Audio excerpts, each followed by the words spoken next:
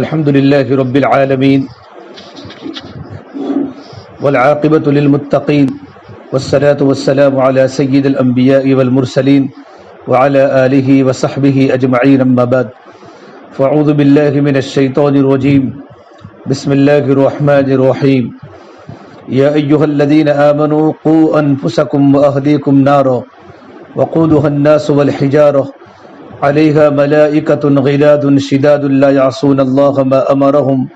ويفعلون ما يؤمرون وقال النبي صلى الله تبارك وتعالى عليه وسلم رحم الله والدا أعان ولده على بره وقال النبي صلى الله تبارك وتعالى عليه وسلم كل مولود يولد على الفطرة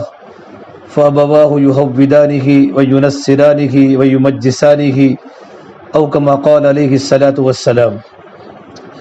میری محترم دینی ماں بہنوں، اللہ تبارک و تعالیٰ کا بڑا احسان و کرم ہے کہ اللہ تبارک و تعالیٰ نے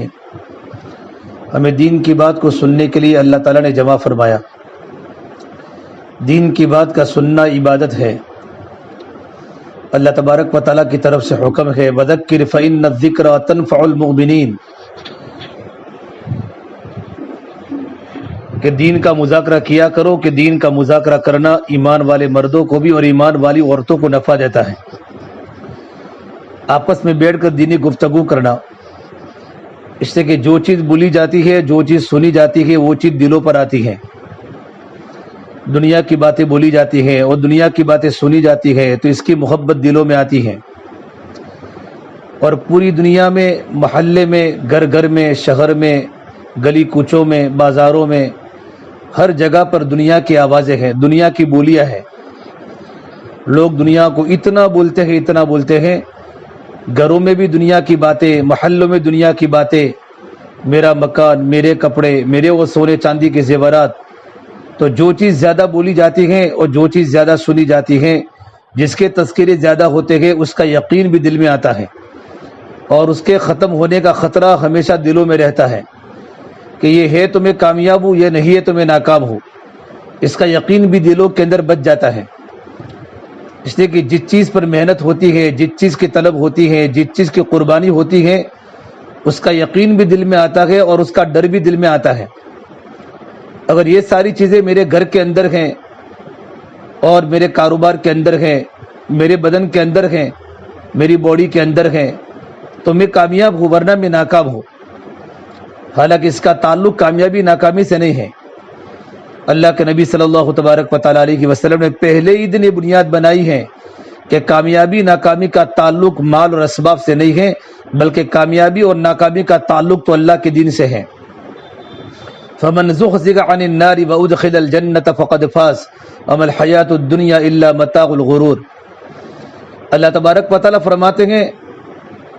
کہ جس کو جہنم سے بچا لیا گیا اور جو جنت میں داخل کیا گیا، اور جس عورت کو جہنم سے بچا لی گئی اور جنت میں داخل کی گئی، وہ عورت اللہ کی بارگاہ میں کامیاب ہے، باقی دنیاوی زندگی کے دھوکے کا سامان ہے۔ وما الحیاۃ الدنیا الا متاع الغرور۔ اس لیے کہ اللہ تبارک و تعالیٰ نے صرف ہم کو دنیا میں اس لیے نہیں بھیجا کہ ہم دنیا میں رہیں، بلکہ ایک دن دنیا چھوڑ کر ہمیں آگے کے مراحل میں، آگے کی منزل پہ جانا ہے، جس منزل میں اللہ نے جنت اور جہنم رکھی ہے۔ یہ دنیا تو حقوق ادا کرنے کی جگہ ہے اور آخرت دار الجزا ہے۔ دنیا میں حق ہے، اللہ کا حق، اللہ کے نبی کا حق، اپنے شوہر کا حق، اپنے بچوں کی تربیت کا حق، پڑوسی کے حقوق، رشتہ داروں کے حقوق، کہ دنیا حقوق ادا کرنے کی جگہ ہے، اور حقوق کے ادا کرنے پر اللہ تبارک و تعالیٰ آخرت میں بدلہ دے گا، کہ آخرت تو بدلہ دینے کی جگہ ہے۔ دنیا محنت کی جگہ ہے، محنت کا پھل دنیا میں نہیں ملے گا، بلکہ محنت کا پھل دنیا میں کبھی کبھی ملتا ہے، لیکن اصل محنت کا پھل جو ملے گا وہ آخرت میں ملے گا۔ اس لیے اللہ نے قرآن کریم میں مردوں اور عورتوں کو مخاطب کر کے کہا ہے کہ میرے بندے، مرد ہو یا عورت،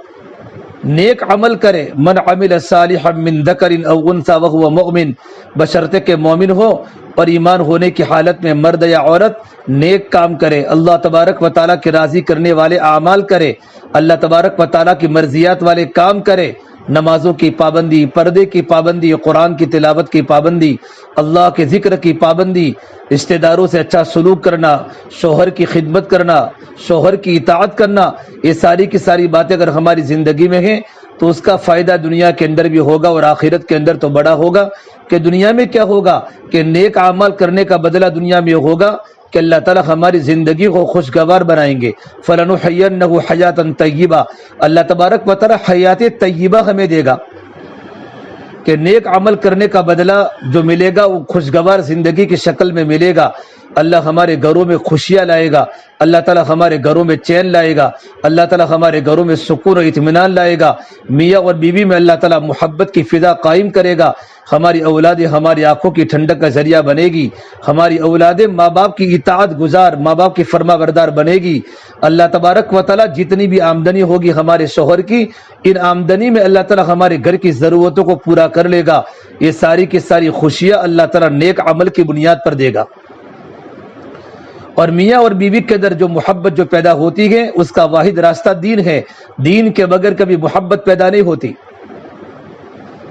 کہ اگر میاں کی زندگی میں دین ہوگا اور بیوی کی زندگی میں دین ہوگا تو خاوند بیوی کے حقوق کو جانے گا اور بیوی اپنے شوہر کی خدمت کو کرے گی کہ اس کے سامنے شوہر کے حقوق اس نے پڑھے ہیں اور شوہر کے حقوق کا اس کو علم ہے کہ میرا شوہر میرے پر کتنی بڑی نعمت ہے۔ تو گھروں میں ہمارے گھر جنت کے نمونے بنیں گے جب ہمیں ایک دوسرے کے حقوق کا پتہ ہوگا، ہمارے پاس علم ہوگا، ہمارے پاس دین کی رہبری ہوگی، ہمارے پاس دینی معلومات ہوگی تو ہمارے گھروں میں کیا ہوگا؟ ہمارے گھر جنت کے نمونے بنیں گے۔ لیکن اچھے اچھے اعمال کرنے کی توفیق میری بہنوں بغیر ایمان کے نہیں ہوتی۔ ایمان جو بنتا ہے وہ دعوت سے بنتا ہے، اور ایمان جو پکتا ہے نا وہ مجاہدے کے راستے سے پکتا ہے، اللہ کی بڑائی کو بولنے سے، اللہ کی بڑائی کو سننے سے، اللہ تعالیٰ کی مخلوقات میں غور و فکر کرنے سے ہمارے دل کا یقین بنتا ہے اور ہمارے دلوں میں یقین رچتا ہے۔ ایمان تو دعوت سے بنے گا اور مجاہدے سے پکے گا۔ ایمان بنے گا تو اعمال بنیں گے، اور اعمال بنیں گے تو اخلاق بنیں گے، اور اخلاق بنیں گے تو معاشرہ پاکیزہ بنے گا۔ سب سے پہلی بنیادی بات یہ ہے کہ ہمارے دلوں میں ایمان بولتے ہیں یقین اور تقوی کا، ہمارے دل میں اللہ تبارک و تعالیٰ کی ذات پر یقین ہو جائے اور ہمارے دل میں اللہ تبارک و تعالیٰ کا ڈر پیدا ہو جائے۔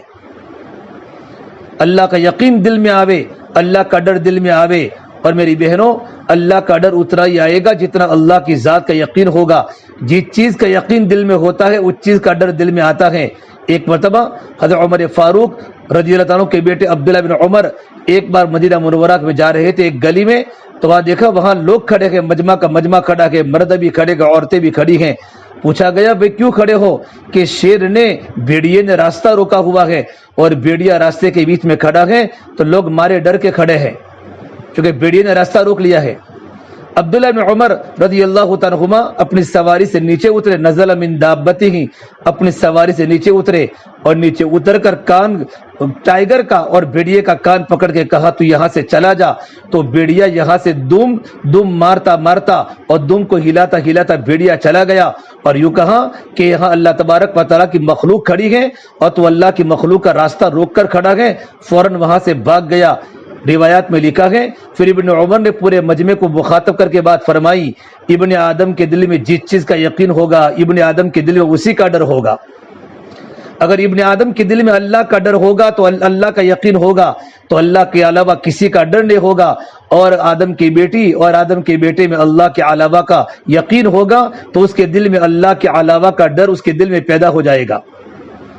یقین ہو تو صرف اللہ کا ہو۔ اس اللہ کے نبی صلی اللہ تبارک و تعالیٰ علیہ وسلم نے اپنے پیچھے حضرت عبداللہ بن عباس کو بٹھایا ہوا تھا اپنے اونٹنی کے پیچھے، اور آپ اتنے چھوٹے سے بچے کے سامنے ایمانی مذاکرے کر رہے ہیں اور ایمانی کلمات سکھا رہے ہیں۔ انی اعلمک بکلمات، اے ابن عباس یا غلام، اے میرے بیٹے میں تجھے چند کلمات سکھاتا ہوں۔ پھر آپ صلی اللہ تبارک و تعالیٰ علیہ وسلم نے بچپن سے ہی حضرت عباس کے بیٹے عبداللہ کو بچپن سے ہی توحید کے کلمات سکھائے کہ بیٹا جب تجھے کسی چیز کی ضرورت پڑے تو اللہ سے سوال کر۔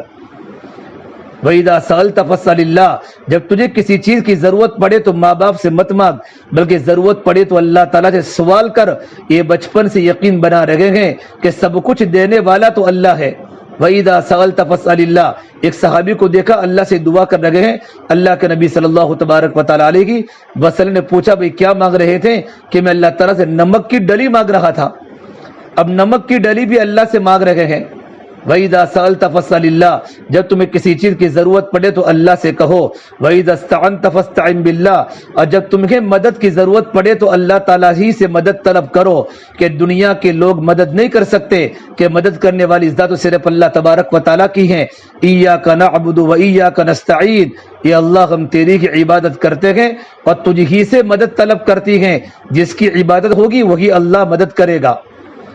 ہمارا رکوع، ہمارا سجدہ، ہمارا قاعدہ، ہمارا قیام، ہماری نمازیں، قل ان صلاتي ونسكي ومحياي ومماتي لله رب العالمین، ہماری نماز، ہماری قربانی، ہمارا جینا، ہمارا مرنا، یہ سارا کا سارا رب العالمین کے لیے ہے، جو سارے جہانوں کا پالنہار ہے۔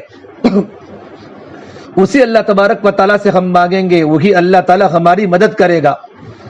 پھر کہا بیٹا احفظ اللہ یحفظ کا، تو اللہ تبارک و تعالیٰ کے دین کی حفاظت کر، اللہ تعالیٰ تیری حفاظت کرے گا، کہ تیری سیکیورٹی رکھنے کی ضرورت نہیں ہے، کہ تیری حفاظت اور تیری حفاظت اللہ تعالیٰ کی دین کی حفاظت میں ہے، کہ بیٹے تو اللہ کی دین کا پابند بن جا، نمازوں کی پابندی کر، قرآن کی تلاوت کی پابندی کر، اللہ کے حکموں کی پابندی کر، اور پیارا نبی محمد عربی صلی اللہ تبارک و تعالیٰ علیہ وسلم کی شریعت اور سنت کو اپنی زندگی میں لا۔ جب تو اللہ کی دین کی حفاظت کرے گا اللہ تعالیٰ تیری حفاظت کرے گا۔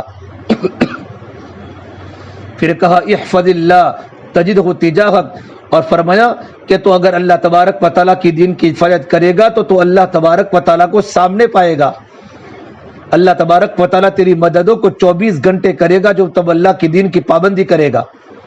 پھر فرمایا یہ اللہ کے نبی صلی اللہ تبارک و تعالیٰ علیہ وسلم ایک چھوٹے بیٹے کا یقین بنا رہے ہیں، ایک میرے پیارے بیٹے، اے میرے پیارے بیٹے، اگر ساری دنیا کی انسانیت مل کر اگر تجھے نقصان پہنچانا چاہے، اگر اللہ نقصان پہنچانا نہ چاہے تو دنیا کی کوئی طاقت تجھے نقصان نہیں پہنچا سکتی، اور ساری دنیا کی طاقت مل کر تجھے نفع پہنچانا چاہے۔ وَاعْلَمْ أَنَّ الْأُمَّةَ لَوِ اجْتَمَعُوا عَلَىٰ أَن يَنفَعُوكَ بِشَيْءٍ لَمْ يَنفَعُوكَ إِلَّا بِشَيْءٍ قَدْ كَتَبَ اللَّهُ لَكَ، اگر ساری دنیا کی انسانیت مل کر اگر تجھے نفع دینا چاہے، تیرا فائدہ کرنا چاہے، رب العالمین اگر آسمانوں پر تیرا فائدہ نہ چاہے، دنیا کی کوئی طاقت تجھے نفع نہیں دے سکتی۔ یہ بچپن سے حضرت عباس رضی اللہ تعالیٰ کے بیٹے کو اللہ کے نبی صلی اللہ تبارک و تعالیٰ علیہ وسلم یقینی کلمہ سکھا رہے ہیں، اور چھوٹے سے بیٹے کا دل کا رخ اللہ کی طرف جوڑ رہے ہیں۔ اس سے میرے نبی نے فرمایا جو بھی بچہ دنیا میں پیدا ہوتا ہے نا، ہر بچہ فطرت ایمان پر، فطرت اسلام پر پیدا ہوتا ہے۔ کل مولود یولد علی الفطرہ، بچہ جو باپ میں بگڑتا ہے وہ گھر کے ماحول سے بگڑتا ہے۔ میرے نبی نے فرمایا فَأَبَوَاهُ يُهَوِّدَانِهِ وَيُنَصِّرَانِهِ وَيُمَجِّسَانِهِ، اس کے ماں باپ ہی بچے کو یہودی بناتے ہیں، اور اس کے ماں باپ ہی بچے کو عیسائی بناتے ہیں، اور اس کے ماں باپ ہی بچے کو مجوسی بناتے ہیں، کہ ماں باپ یہودی ہے تو بچے یہودی بنیں گے، اور ماں باپ عیسائی ہے تو بچے عیسائی بنیں گے، اور ماں باپ اگر نصرانی ہیں اور ماں باپ اگر مجوسی ہیں تو بچے مجوسی بنیں گے، ماں باپ فیشنیبل ہے تو بیٹے فیشنیبل بنیں گے، اور ماں اگر ماڈرن زندگی ماں باپ گزارتے ہیں تو ہمارے بچے بھی ماڈرن بنیں گے۔ اگر ماں باپ پیارے نبی صلی اللہ تبارک و تعالیٰ علیہ وسلم کی سنت کے مطابق اپنی زندگی کو اپنائے ہوئے ہیں، گھروں میں سادگی ہے، کپڑوں میں سادگی ہے، اللہ تبارک و تعالیٰ کے احکام کی گھروں میں پابندی ہے، تو ماں باپ جیسا کریں گے ویسی اولاد کرے گی۔ خدیجہ جیسی ماں تھی، اللہ کے نبی صلی اللہ تبارک و تعالیٰ علیہ وسلم کی پیاری بیوی زوجہ محترمہ حضرت خدیجہ تو ہم تمام کی ماں ہیں، یہ اللہ کے نبی کی سب سے پہلی بیوی ہیں۔ اتنی دیندار بیوی، اللہ کے نبی کو تسلی دینے والی، اور اتنی بڑی مالدار ترین عورت تھی حضرت خدیجہ کہ ان کے گھروں میں سونے و چاندی کی اینٹیں تھی، اور جب اللہ کے نبی کے ہاتھ پر ایمان قبول کیا اور اسلام قبول کیا، اور آپ صلی اللہ تبارک و تعالیٰ علیہ وسلم کے جب نکاح میں آئی ہیں، نکاح میں آنے کے بعد اپنا سارا کا سارا مال اپنے کپڑوں پر نہیں، سونا و چاندی کے زیورات پر نہیں، اپنے بزنس کو بڑھانے پر نہیں، بلکہ سارا کا سارا مال اللہ کے دین پر لوٹاتے لوٹاتے لوٹاتے وہ دین آسمان نے دیکھا ہے کہ ان کے گھر میں کھانے کے فاقے آ گئے، اور ان کی بچیاں مارے بھوک کے گھروں میں رو رہی تھی۔ اور جس وقت ان کا انتقال ہوا، جب خدیجہ کا انتقال ہوا ہے، ان کے بدن کے کپڑوں پر پیوند تھا، اور اسی وقت اللہ تبارک و تعالیٰ کی طرف سلام آیا تھا کہ اللہ کے نبی صلی اللہ تبارک و تعالیٰ علیہ وسلم کے پاس جبرائیل امین آئے، اور جبرائیل نے کہا یا رسول اللہ تبارک و تعالیٰ جب خدیجہ کو سلام کہہ رہے ہیں، اور جس دن خدیجہ دنیا سے وفات پائی ہے نا، اس دن ان کے گھر میں کھانے کا فاقہ تھا، اور ان کے کپڑے پیوند کے ساتھ، ان کے کپڑوں پر پیوند اور ٹھیگڑے لگے ہوئے تھے کہ اللہ تبارک و تعالیٰ کے عزت کا معیار کپڑے نہیں ہیں، اللہ تبارک و تعالیٰ کے عزت اور کامیابی کا معیار بڑے بڑے مکان نہیں ہیں، اللہ تبارک و تعالیٰ کے کامیابی اور عزت کا معیار سونے چاندی کے زیورات نہیں ہیں اور قسم قسم کی بولیاں نہیں ہیں، بلکہ اللہ تبارک و تعالیٰ کے ہاں کامیابی کا اور اللہ تعالیٰ کے نجات کا اور اللہ تعالیٰ کے کامیابی کا اور عزت کا جو معیار ہے وہ اللہ تبارک و تعالیٰ کا دین ہے۔ ہماری زندگی دینداری کے ساتھ گزرے، اگرچہ ہمارے گھر میں غریبی ہو، فقیری ہو، یہ تو اللہ تبارک و تعالیٰ کی تقسیم ہے، اللہ نے کسی کو مالدار بنایا، اللہ نے کسی کو غریب بنایا، اصل تو اللہ تعالیٰ کے پاس دین کو لے کر جانا ہے، اور قبر میں جانے کے بعد سب سے پہلے دین کے بارے میں ہی سوال ہوگا، نہ مکانوں کے بارے میں سوال ہوگا، نہ کپڑوں کے بارے میں سوال ہوگا، اور نہ سونا اور چاندی کے زیورات کے بارے میں سوال ہوگا۔ اللہ تعالیٰ سب سے پہلے سوال کریں گے میری بندی تو کیا لے کر آئی ہے، تجھے پالنے والا کون تھا، کیا تجھے پالنے والا تیرا شوہر تھا یا تیرے جوان بچے تھے یا تیرے ماں باپ تھے یا تیرا پروردگار کون تھا، تجھے پالنے والا اللہ تبارک و تعالیٰ تھا۔ سب سے پہلے ہمارے رزق کے بارے میں کہ تیرا رزاق کون تھا، تیری تربیت کس نے کی، تیری پرورش کس نے کی، اس کے بارے میں سب سے پہلے سوال ہوگا۔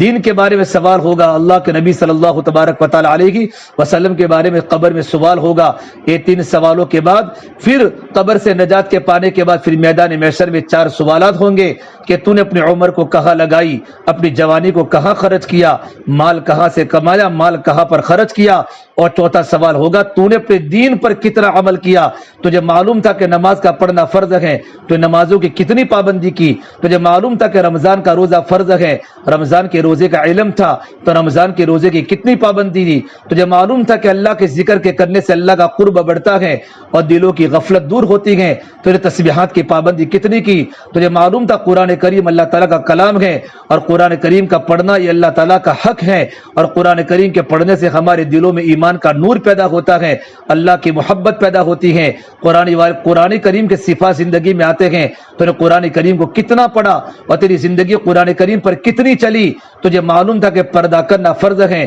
تو نے اپنی غیر محرم انسانوں سے اپنی نظروں کو کتنا چھپایا، تو نے چچا کے لڑکوں سے باتیں کی کہ نہیں کی، کیا خالہ کے لڑکوں سے پردہ کرنا تو فرض تھا، ماموں کے لڑکے سے پردہ کرنا تو فرض تھا، اور چچا کے لڑکوں سے پردہ کرنا تو فرض تھا، یہ سارے کے سارے غیر محرم ہیں، اگرچہ ہمارا چچا کا بیٹا ہے، اگرچہ ہمارے ماموں کا بیٹا ہے، اگرچہ ہمارے پھوپھی کا بیٹا ہے، لیکن سارے کے سارے غیر محرم ہیں، ان سے پردہ کرنا اتنا ہی ضروری ہے جتنا اجنبی مرد سے پردہ کرنا ضروری ہے۔ یہ شرعی پردہ ہے،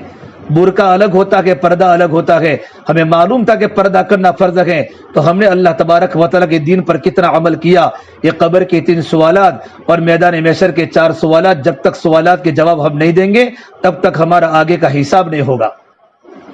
اس سے میری بہنوں، گھر کا ماحول ہی اصل چیز ہے، اگر ماں باپ کی زندگی میں اللہ تعالیٰ کا دین ہوتا ہے تو ماں باپ کے برکت سے گھر کے بچے دیندار بنتے ہیں۔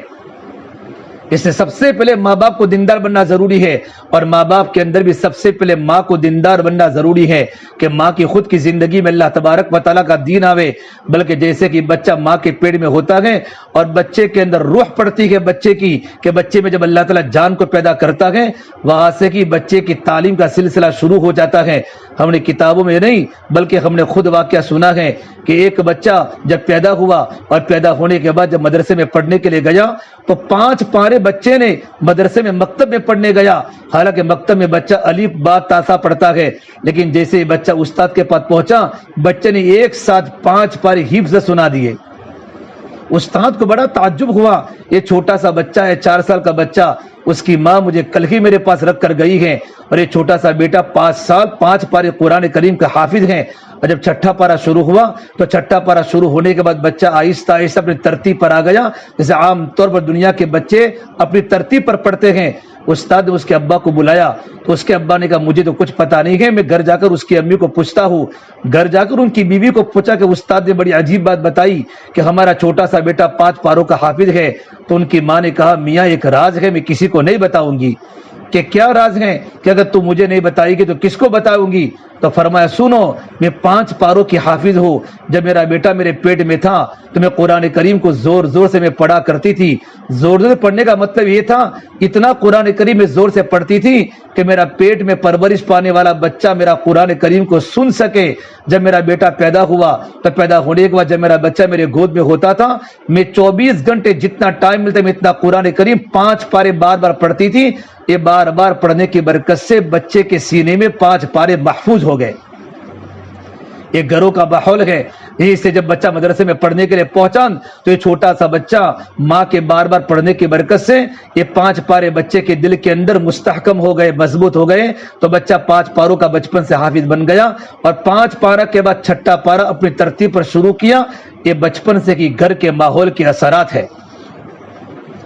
اسے میری بہنوں، ہماری سب کی ذمہ داری ہے اپنے بچوں کو صحیح تعلیم دینا، اور بچوں میں اللہ تبارک و تعالیٰ کا دین اور بچیوں میں اللہ تبارک و تعالیٰ کی معرفت، اللہ کے نبی کی سنتوں کا شوق، شریعت کا شوق، یہ سارا اس وقت آئے گا جب کہ گھر کے ماں باپ کی زندگی دینداری والی ہوگی۔ کہ بچے تو ماں باپ کی نقل کرتے ہیں، اگر ماں کی زندگی میں دین ہوگا تو اولاد کی زندگی میں دین ہوگا۔ اگر ماں 24 گھنٹے گانے سننے کی عادی ہے اور اخبار و پیپر کے پڑھنے کی عادی ہے اور بے پردگی کی عادی ہے اور واٹس ایپ کی فیس بک کی عادت پڑی ہوئی ہے، تو ہمارے چھوٹے چھوٹے بچے گھروں میں گیم ہی کھیلیں گے، اور ہماری چھوٹے چھوٹے بچے ہمارے فیس بک اور واٹس ایپ پر ہی چلیں گے، اور ان کے بال انگریزوں کے بالوں کی طرح کٹیں گے، ان کے کپڑے یورپ کے لڑکوں کی طرح ہمارے لڑکوں کے کپڑے ہوں گے، اور ہماری بچیوں کے کپڑے یورپ کی لڑکیوں کی طرح آدھے کپڑے اور اونچے کپڑے اور فٹ کپڑے ہماری بیٹیاں پہنے گی، کہ ماں باپ نے اپنی بیٹوں کی بچپن سے تربیت ہی نہیں کی۔ اور ہمارے بچے کل قیامت کے میدان میں جب اللہ تبارک و تعالیٰ کے سامنے شکایت کریں گے،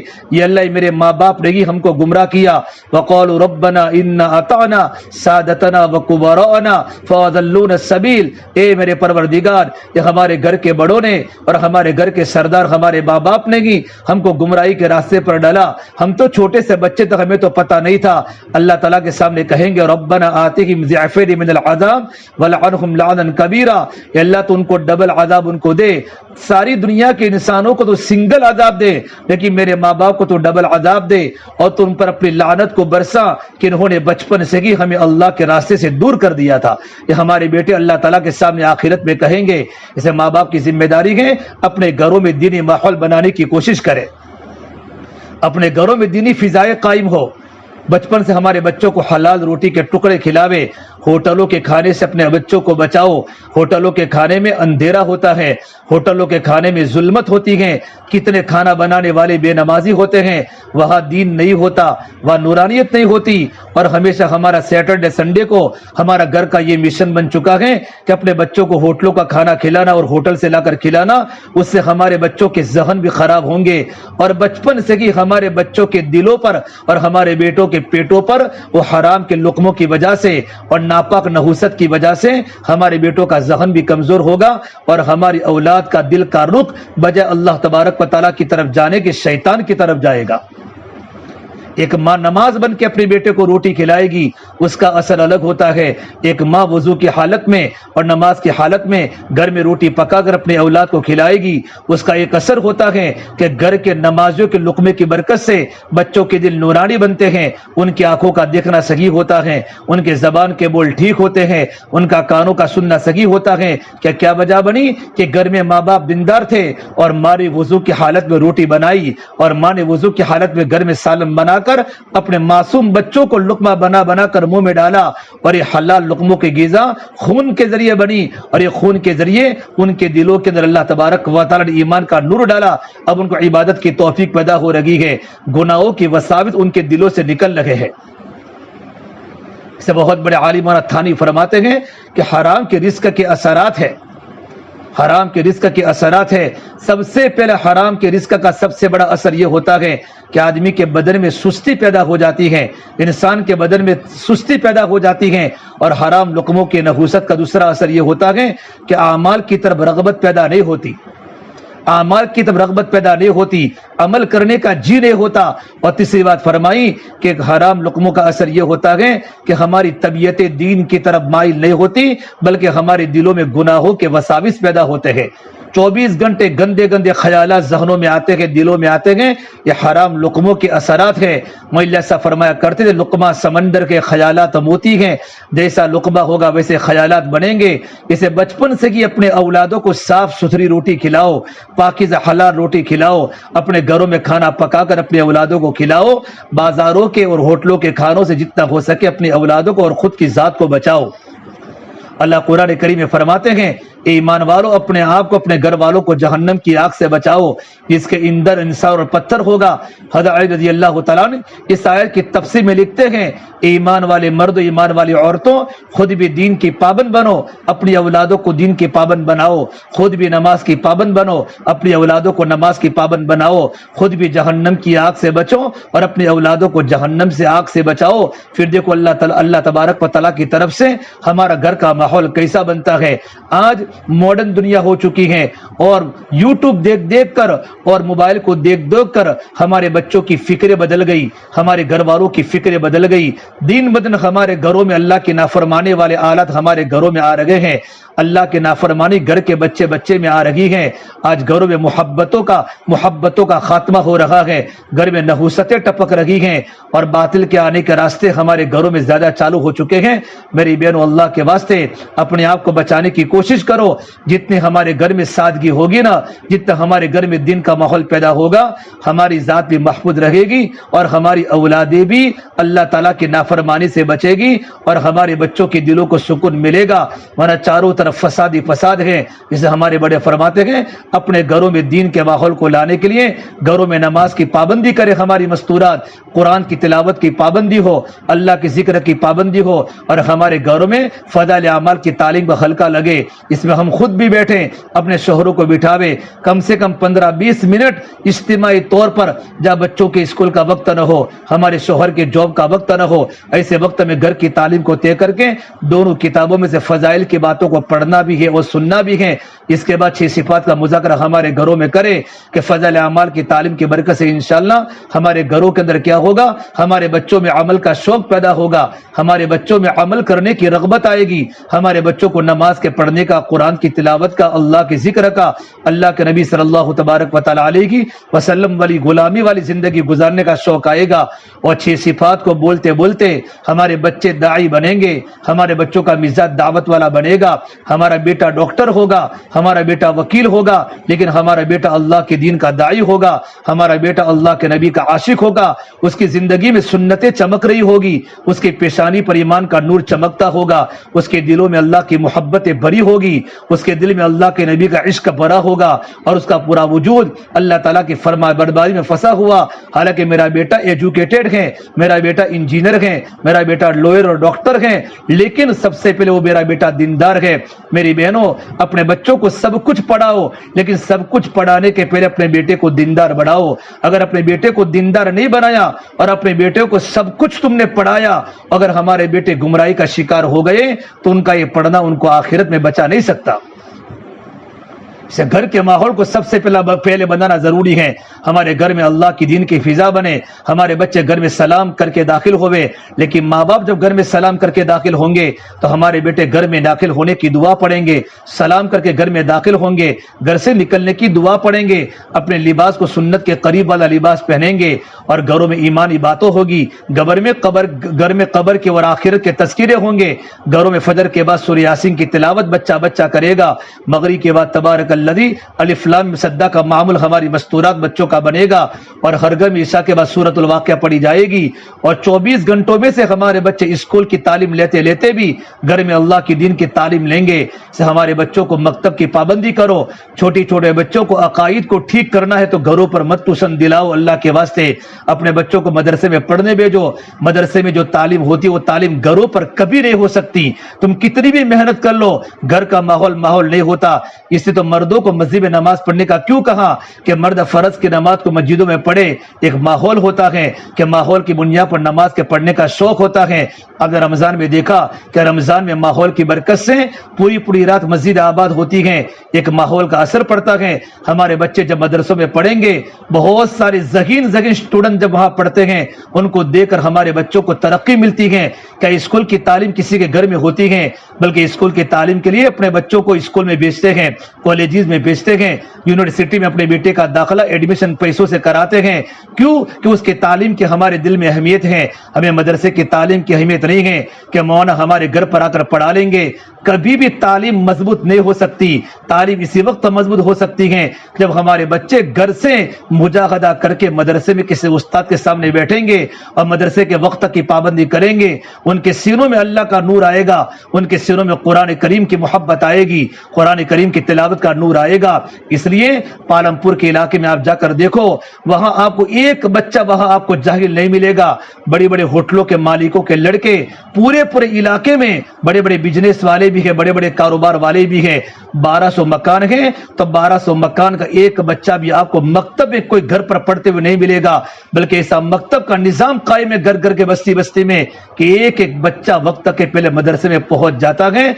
आज अल्हम्दुलिल्लाह देखो उस इलाके में कितनी नूरानियत है। देखो लड़के भी नमाजी, जवान भी नमाजी, बूढ़े लोग असर से लेकर मगरिब मस्जिदों में रहते हैं, फजर के बाद से लेकर इशराक तक का वक्त मस्जिदों में फारिग करते हैं, और बूढ़ी औरतें घरों में नमाज की, रोजे की, कुरान की तिलावत की पाबंद हैं। ये सारी की सारी बुनियाद के बच्चों को बचपन से ही मदरसे का आदी बनाया, उस्ताद के बाद पढ़ने का आदी बनाया, और 7-8 साल जब मदरसे में पढ़ने गया, हमारा बच्चा जन्नत और जहन्नम को सीख कर आता है। फिर दुनिया के किसी भी मैदान में हमारे बेटे को भेज दो, कौन से गैरों के माहौल में हमारे बेटे को कॉलेज में पढ़ने भेज दो, हमारा बेटा कभी दुनिया के माहौल का असर नहीं लेता कि उसकी बुनियादी तालीम बड़ी मजबूत हो चुकी है।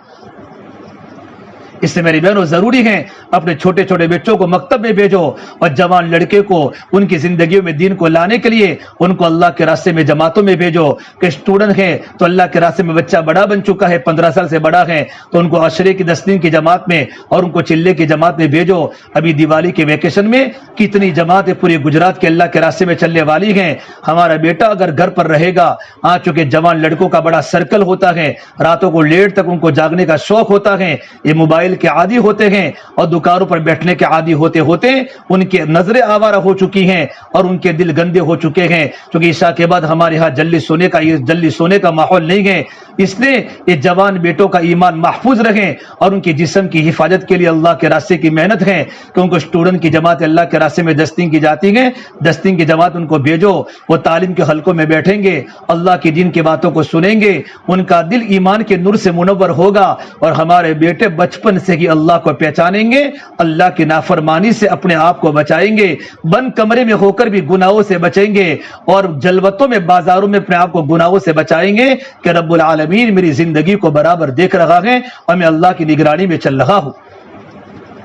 और अगर हमारे बेटे 15 साल से छोटे हैं तो उनको मस्जिदों के आदी बनाओ, उनको नमाज के आदी बनाओ। हमारा घर का कोई फर्द घरों में नमाज न पढ़े, नमाजें औरतों के लिए घरों में हैं, मर्द तो मस्जिदों में नमाजें पढ़े। अक्सर हमारे मर्द मस्जिदों में नमाज पढ़ने नहीं आते, बल्कि कितने तो हमारे फ्लैटों के अंदर मुसलमान नमाज ही नहीं पढ़ते। जिनके घर में नमाज नहीं है उनके घर में कभी अल्लाह की रहमतें नहीं आ सकती। सबसे बड़ा गुनाह कुफ्र शिरक के बाद नमाज को छोड़ना है। हमारे बच्चे नमाजी बने, हमारे शोहर नमाजी बने। औरत जब घर में मेहनत करती है ना, तो माँ बाप की मेहनत की वजह से और बीवी की मेहनत की वजह से शोहर नमाजी बन जाता है।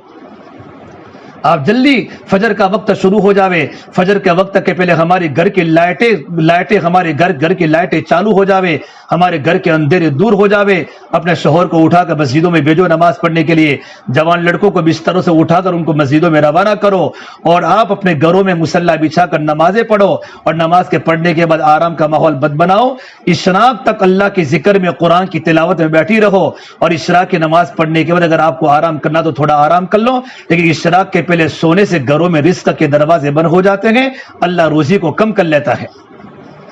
या आपको तरतीब बनानी पड़ेगी और तरतीब के बनाने की बरकत से घर का माहौल नूरानी बनेगा। और मेरी बहनों, और बच्चा थोड़ा सा और बड़ा हो जावे, 20 साल का हो जावे, तो उनको अल्लाह के रास्ते में कोई चिल्ले में भेजो, 4 मीनों में भेजो। हमारे घरों में अल्लाह का दिन जिंदा रहे। सहाबाए किराम कितनी बड़ी मुक़द्दस मोहतरम जमात है। सहाबा के छोटे छोटे बच्चे वक्त के वली होते थे और सहाबा के छोटे छोटे बच्चों की दुआओं के उठने पर अल्लाह आसमान से रोजी के दरवाजे खुलता था, अल्लाह आसमान से बारिशों के निजाम चलवाता था। आप वाक़ियत हिकायत सहाबा में पढ़ेंगे, ये माओ की दीनदारी की वजह से उनके औलादों की जिंदगी में अल्लाह तबारक व तआला का दीन था। इसे मेरे बाबेरो हम सब की जिम्मेदारी है, सबसे पहले घर की तालीम को मजबूत करो। हमारे घर में फर्द अल्लाह के रास्ते में निकले, घर में तालीम का माहौल बने। اور مستورات ابھی دیوالی کا ویکیشن ہے، آپ بھی اللہ کے راستے میں جاؤ ماشاءاللہ. 3 دن 2 مرتبہ لگ چکے تو اللہ کے راستے میں عشرہ جاؤ، لیکن سب سے پہلے 3 دن لگاؤ. 3 دن میں کوئی کوائف نہیں ہے. آپ کے گھر کے مرد کے 1 مرتبہ بھی 3 دن مردوں میں نہ لگے ہو تو بھی اپنی مستورات کو لے کر اللہ کے راستے میں 3 دن جا سکتا ہے. 3 دن کے کوئی کوائف نہیں ہے. 3 دن 2 بار یا 3 بار لگ جائے پھر اللہ کے راستے میں عشرے میں جاؤ. عشرے میں جانے کے لیے کوائف ہے کہ آپ کے شوہر کا چلہ لگا ہوا ہو تب ہی آپ 10 دن اللہ کے راستے میں جا سکتی ہیں. اور سال میں 1 ہی مرتبہ 10 دن لگانے ہیں اور آپ کے 10 دن 1 مرتبہ 2 مرتبہ آپ کے لگ جاوے پھر آپ کو اللہ کے راستے میں چلہ جانا ہے. اور چلے میں آپ کو جانے کے لیے آپ کے شوہر کے 4 مہینے لگے ہوئے ہونا ضروری ہے. اور اگر آپ کا چلہ اللہ کے راستے میں لگ جاوے پھر آپ 2 مہینہ بیرون جاوے اور بیرون اللہ کے راستے میں آپ جائے گی تو آپ کے شوہر کے انڈیا میں 2 مرتبہ 4 مہینے لگے ہوئے ہونا ضروری ہے. یہ کوائف ہے. ان کوائف سے ہمارا مستورات کا کام شروع ہوتا ہے اور مستورات کا کام ترقی کرتا ہے. ابھی جاپان، ہمارے احمد آباد سٹی کی جماعت جاپان میں کام کر رہی ہے. آج ہی ان کا پرچہ کارگزاری کا آیا کہ جاپان مستورات کی جماعت کی اتنی بڑی قدر ہو رہی ہے. 3 سال کے بعد جاپان جیسے ملک میں بیرون کی جماعت انڈیا کی پہنچی ہے اور جماعت کو لینے کے لیے وہاں کے لوگ آپس میں لڑ رہے ہیں، مسابقہ کر رہے ہیں. یہ جماعت ہمارے یہاں 2 دن دے دو. یہ مستورات کی احمد آباد کی جماعت جاپان میں کام کر رہی ہے. ان کے شوہروں کا کتنا وقت اللہ کے راستے میں لگ چکا ہے تب جا کر وہ بیرون گئے ہیں. اس سے میرے بہنوں ابھی ہمارا اجتماع 14 15 16 دسمبر کو ہمارے ضلع کا اجتماع ہے. ہمارا 3 ضلعوں کا اجتماع اس بار ہمارا جمع کیا ہے اور وہ کلانا ویروچند نگر کی بستی میں کلانا گاؤں میں ہمارا اجتماع ہے 14 15 16 دسمبر. وہاں سے جماعت اللہ کے راستے میں چاچا مینوں کی نکلے گی اور ہمیں تو جماعتیں لینی ہیں. ہر گھر سے ہر فرد کو اللہ کے راستے میں بھیجنا ہے. یہ آنے والی تمام مستورات اپنے گھر میں جا کر اپنے شوہروں کے سامنے بچوں کے سامنے مذاکرہ کرے کہ ہمارے گھر سے بھی ایک فرد کو اللہ کے راستے میں 4 مہینوں میں بھیجنا ہے. 14 15 16 دسمبر مستورات اس کے لیے دعا بھی کرے اور آپ اس کے لیے اعتکاف بھی کرے. اللہ سے مانگے اللہ پاک ہماری اجتماع کو قبول فرما کے اور ہمارا اجتماع کے ذریعے قربانی زندہ ہو جائے. گھر گھر میں تعلیم شروع ہو جائے. گھر گھر میں 5 وقت کی نماز کی پابندی شروع ہو جائے. گھروں میں ایمانی ماحول قائم ہو جائے اور اجتماع کے پہلے ہماری 3 دن کی جماعتیں خوب نکلے. مستورات کی جماعتیں بھی خوب نکلے تاکہ رونا دھونا ہمارا بڑھ جائے اور پورے شہر میں ایک فضا قائم ہو جائے کہ اجتماع کے پہلے اللہ کی مددوں کو اپنی آنکھوں سے دیکھے اور اجتماع سے ایک بہت بڑا مجمع اللہ کے راستے میں جا رہا ہو. اسی وقت ہوگا جب گھر کی مستورات ارادہ کرے گی. میرے نبی نے فرمایا جب کوئی عورت اپنے شوہر کے دین کے کام میں تعاون کر کے اپنے شوہر کو اللہ کے راستے میں بھیجے گی اللہ تبارک و تعالی اس عورت کو اپنے شوہر سے 500 سال پہلے جنت میں بھیجیں گے. یہ کتنے بڑے فضائل جوان صحابیات نے اپنے جوان شوہروں کو اللہ کے راستے میں بھیجا اور ان کی قبریں صحابہ کی قبریں جوان صحابہ کی قبریں ملکوں میں بنی ہیں. جعفر طیار اردن میں سوئے ہیں. زید ابن حارثہ اردن میں سوئے ہیں. عبداللہ رواحہ کی قبر اردن میں بنی ہے. معاذ بن جبل کی قبر اردن میں بنی ہے. ان کا جوان بیٹا عبد الرحمن بن معاذ اس کی قبر بھی وہاں بنی ہے. آپ جا کر صحابہ کی زندگیاں پڑھیں گے. 10,000 صحابہ کرام مکہ مدینہ کے قبرستان میں ہیں. 1,24,000 صحابہ کرام سے زیادہ صحابہ کا مجمع تھا. تمام کے تمام جوان صحابہ اپنی جسموں کو لے کر اللہ کے راستے میں گئے اور اپنی قبریں وہاں بنائی. ان کے بیٹے یتیم ہو گئے اور ان کی عورتیں بیوہ ہو گئی اور ان کی عورتوں نے جوانی کو دیواروں کے ساتھ گزار دی اور اپنے شوہروں کو اللہ کے راستے میں روانہ کر کے شوہر اللہ کے راستے میں شہید ہو گئے اور بیوگی کے ساتھ اپنی زندگیوں کو گزار کر آخرت میں ملنے کا ارادہ کیا کہ آخرت میں ہماری ملاقات ہوگی. اتنی بڑی قربانی دنیا میں زندہ ہوئی ہے تب جا کے میرے اور آپ کے پاس اسلام کا نام آیا ہے. اس سے میری بہنوں یہ ہماری ہفتہ واری تعلیم کا مقصد یہی ہوتا ہے. یہ ہماری ہفتہ واری تعلیم میں آنے والی بہنیں اپنے گھر کے ماحول کو اتنا مضبوط بناوے کہ ہمارا اثر ہمارے پڑوس کے گھروں میں پڑے اور ہماری پڑوس کی عورتیں اللہ کے راستے میں جانے والی بنے, تعلیم میں آنے والی بنے اور ہماری پڑوس کی عورتیں ہمارے گھروں سے اللہ کا دین سیکھے. ان کے بیٹے ہماری بیٹوں کی طرح بنے, ان کے لڑکے ہماری بیٹوں کی نقل کرے اور ان کی بیٹیاں ہماری بیٹیوں کی نقل کرے. سے اپنے گھر کے بچوں کو نمونہ بناؤ. حضرت اللہ صاحب فرماتے تھے کہ لوگ ہمارے بیانوں سے تبلیغ بعد میں سمجھیں گے, پہلے تو ہمارے گھروں کی زندگی سے تبلیغ سمجھیں گے کہ ان کے جو لوگ ہفتاری تعلیم جو مستورات آتی ہیں اور جو لوگ اللہ کے راستے میں جاتے ہیں ان کے بچوں کی زندگیاں دیکھو, ان کی بیٹیوں کا پردہ دیکھو. ہماری زندگی کو لوگ دیکھ کر لوگ تبلیغ کو قبول کریں گے اور ان کے گھروں میں دینی ماحول بنے گا.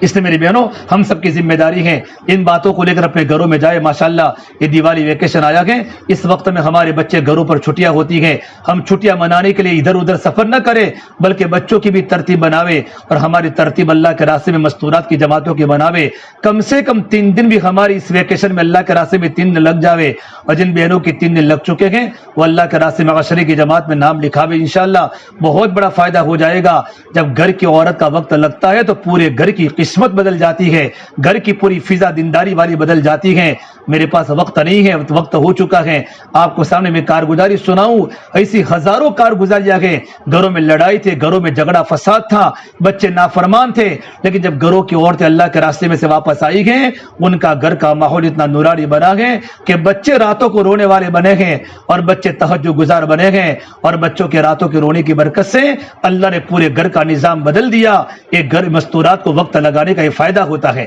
اللہ پاک مجھے بھی عمل کی توفیق دے, اللہ پاک آپ کو بھی عمل کی توفیق دے, اور اللہ پاک ہمیں صحیح وقت گزارنے کے اللہ تعالی ہم تمام کو توفیق عطا فرماوے. دعا کر لے. اللهم لك الحمد كله ولك الشكر كله ولك الخير كله وإليه يرجع الأمر كله. اللهم صل على سيدنا محمد وعلى آل سيدنا محمد وبارك وسلم. ربنا ظلمنا أنفسنا وإن لم تغفر لنا وترحمنا لنكونن من الخاسرين. یا اللہ ہمارے گناہوں کو معاف فرما, یا اللہ خطایا سے درگزر فرما, یا اللہ سیئات کو حسنات سے مبدل فرما, یا اللہ تیرا تعلق ہم سب کو نصیب فرما, تیری ذات عالی سے ہونے کا یقین زندگی میں پیدا فرما. یا اللہ تو ہم سے راضی ہو جا, ہمیں اپنے آپ سے راضی فرما لے. یا اللہ تو ہمارا بن جا, تو ہمیں اپنا بنا لے. یا اللہ پوری امت کی پوری مغفرت فرما, امت کی جان کی, مال کی, عزت کی, آبرو کی حفاظت فرما. یا اللہ امت کی پریشانیوں کو دور فرما. یا اللہ مستورات جمع ہوئی ہیں, ان کے جمع ہونے کو تیری بارگاہ میں قبول فرما. یا اللہ ان کی بڑی قربانیاں ہیں, ان کے آنے کو قبول فرما. یا اللہ ان کے بچوں کو نیک اور صالح بنا.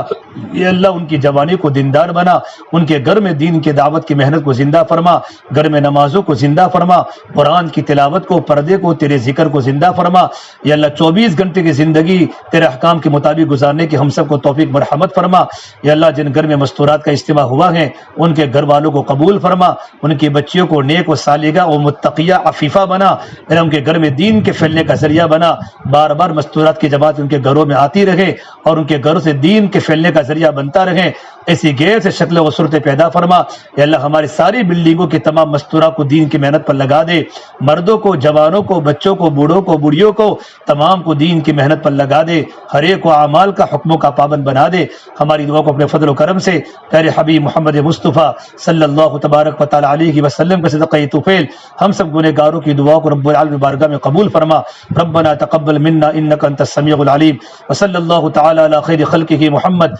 وعلى آلہ وصحبہ اجمعین برحمتک یا ارحم الراحمین.